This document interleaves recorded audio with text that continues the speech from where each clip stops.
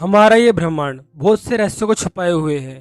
एक टाइम ऐसा था जब हमें लगा कि अब फिजिक्स में कुछ भी सॉल्व करने के लिए नहीं बचा है, लेकिन तभी क्वांटम थ्योरी सामने आ गई, जिसने क्लासिकल फिजिक्स की बुनियाद ही हिला दी। क्लासिकल फिजिक्स बोलती है कि रियलिटी हमेशा कांस्टेंट होती है, चाहे आप उसे देख रहे हों या फिर नहीं देख रहे हों। यानी कि अगर कोई बुक वहाँ रखी है तो वो हमेशा वहीं रहेगी। बट क्वांटम थ्योरी के अकॉर्डिंग ऐसा कुछ नहीं होता। यानी कि क्वांटम वर्ल्ड के अकॉर्डिंग रियलिटी एग्जिस्ट ही नहीं करती जब तक आप उसे ऑब्जर्व नहीं करते।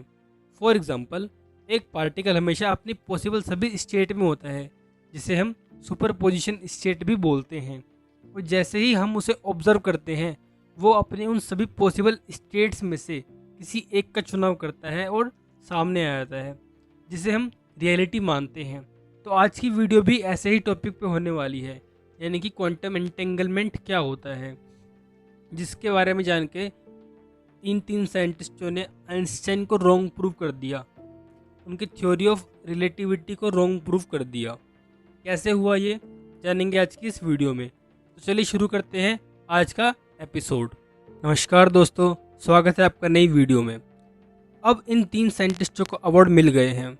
वो अलग अलग चीज़ों के लिए मिले हैं। अब वो चीज़ें क्या हैं, वो डिस्कवरीज क्या हैं, वो आने वाली वीडियोस में बताऊंगा मैं आपको। लेकिन इन तीनों की जो डिस्कवरी है, इनका जो बेस है वो है क्वांटम एंटेंगलमेंट। तो यहीं से शुरू करते हैं अपनी क्वांटम फिजिक्स की क्लासेस को। और क्वांटम एंटेंगलमेंट शुरू करने के लिए, यानी कि क्वांटम वर्ल्ड शुरू करने के लिए बेस्ट टॉपिक है। क्यों? क्योंकि अभी नोबेल प्राइज़ न्यूज़ में है, तो थोड़े व्यूज़ भी आ जाएंगे, क्योंकि यहीं से क्वांटम थ्योरी की शुरुआत होती है। तो बेसिकली जब क्वांटम थ्योरी नहीं आई थी, जब सबको यही लगता था कि लाइट की स्पीड से ज़्यादा कुछ भी नहीं होता, और सर आइंस्टाइन ने भी अपनी स्पेशल थ्योरी ऑफ रिलेटिविटी में यही बात की थी।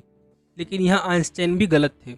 ये बताया साइंटिस्ट नील बोर ने कि लाइट की स्पीड से भी ज़्यादा मूवमेंट हो सकती है, और ये होती है क्वांटम वर्ल्ड में, यानी कि पार्टिकल वर्ल्ड में।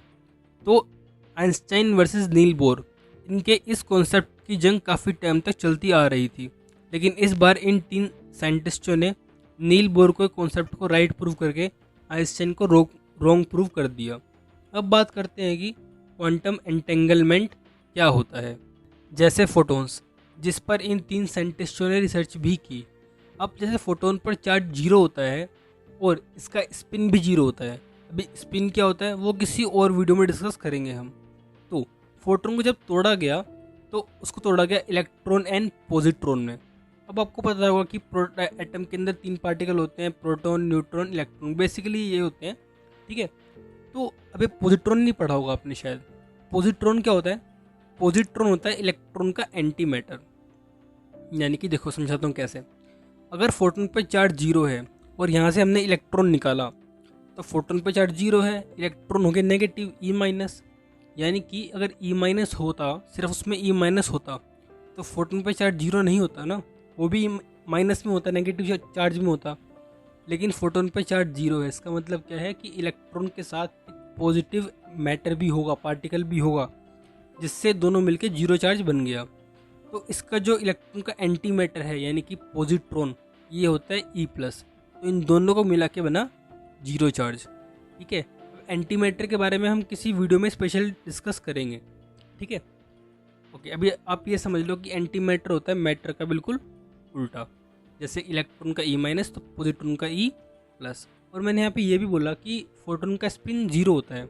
यानी कि सपोज करो अगर इलेक्ट्रॉन का स्पिन अप है, तो पॉजिट्रॉन का स्पिन क्या होगा? डाउन होगा।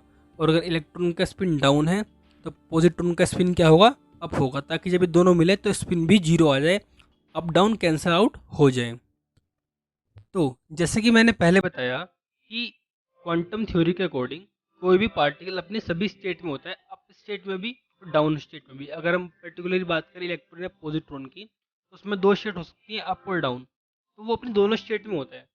ये ऐसा नहीं है कि जैसे आपने कॉइन टॉस करा तो उसमें हेड आने की भी प्रोबेबिलिटी है, टेल आने की भी। जैसे हम यहाँ पे बात कर रहे हैं कि क्या पता है जो इलेक्ट्रॉन है उसका स्पिन अप आए या डाउन आए। यानी कि जब सिक्का हवा में होता है, तो उस टाइम पे हमें नहीं बोल सकते कि यहाँ पे हेड आएगा या टेल आएगा। तो क्या ये कॉइन टॉस करना और ये पार्टिकल सेम है? नहीं, ऐसा नहीं है। देखो समझाता हूँ कैसे। अब जब सिक्का हवा में है, यानी जब कॉइन जब एयर में है, उस टाइम पर भी वो एक टाइम पे या तो हेड होगा या फिर टेल होगा। जब वो नीचे गिरेगा तब भी हेड आएगा या फिर टेल आएगा। यानी कि सिक्का जब हवा में है फिर नीचे है, एक टाइम पे उस पर हेड होगा या फिर टेल होगा। ठीक है, लेकिन क्वांटम थ्योरी में ऐसा नहीं है। हमें पार्टिकल एक ही टाइम पे दोनों स्टेट में होता है, अप स्टेट में भी डाउन स्टेट में भी। कोइन में ऐसा नहीं हो सकता। कोइन में ऐसा नहीं हो सकता कि एक ही टाइम पे जो कोइन है वो अपने हेड पर भी है और टेल पर भी है। ठीक है, तो इस तरह से ये इससे अलग है। अब क्वांटम वर्ल्ड में का अब इस क्वांटम एंटेंगलमेंट का हम पता कैसे चला, ये समझो आप। बेसिकली जब इलेक्ट्रॉन पॉजिट्रॉन, इसे बोलते हैं एंटेंगल्ड पार्टिकल, जिससे नाम पड़ा क्वांटम एंटेंगलमेंट। एंटेंगल्ड पार्टिकल्स क्या होते हैं? वो पार्टिकल जो आपस में मैटर और एंटी मैटर होते हैं, जैसे इलेक्ट्रॉन और पॉजिट्रॉन। अब क्या होता है, सपोज करो हमने दोनों पार्टिकल्स को ब्रह्मांड के दो अलग अलग छोरों पे रख दिया। यानी कि जो इलेक्ट्रॉन है वो ईस्ट में रख दिया बिल्कुल ब्रह्मांड के, और जो पॉजिट्रॉन है वो बिल्कुल वेस्ट में रख दिया हमने। ठीक है, और ये दोनों एक दूसरे से काफी लाइट ईयर्स दूर हैं, यानी कि लाइट को भी मूवमेंट करने के लिए अभी बहुत टाइम लग जाएगा। शायद पॉसिबल भी नहीं है लाइट का वहां तक पहुंच पाना। ठीक है, अब क्या होता है, जब हम इलेक्ट्रॉन को नहीं देख रहे हैं तो वो अपनी पॉसिबल सभी स्टेट्स में है, यानी कि वो अप स्टेट में भी है और डाउन स्टेट में भी है।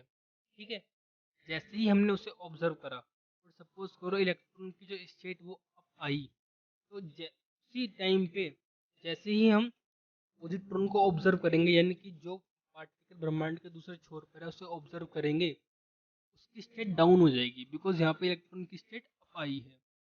और सपोज करो अगर इलेक्ट्रॉन की स्टेट डाउन आती है, उसी टाइम पे ब्रह्मांड के दूसरे छोर पर जो पॉजिट्रॉन है उसकी जो स्पिन है वो अप हो जाएगी।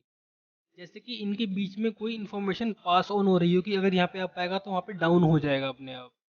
और ये काफ़ी लाइट ईयर्स दूर है, यानी कि इनके बीच में इन्फॉर्मेशन पास ऑन होना पॉसिबल नहीं है, फिर होगी तो बहुत टाइम लग जाएगा। लेकिन तुरंत इन्फॉर्मेशन पास ऑन हो रही है, इसका मतलब इसके बीच में जो इन्फॉर्मेशन पास ऑन हो रही है वो लाइट की स्पीड से भी काफ़ी ज़्यादा गुना तेज है, काफ़ी हज़ार गुना ज़्यादा तेज है।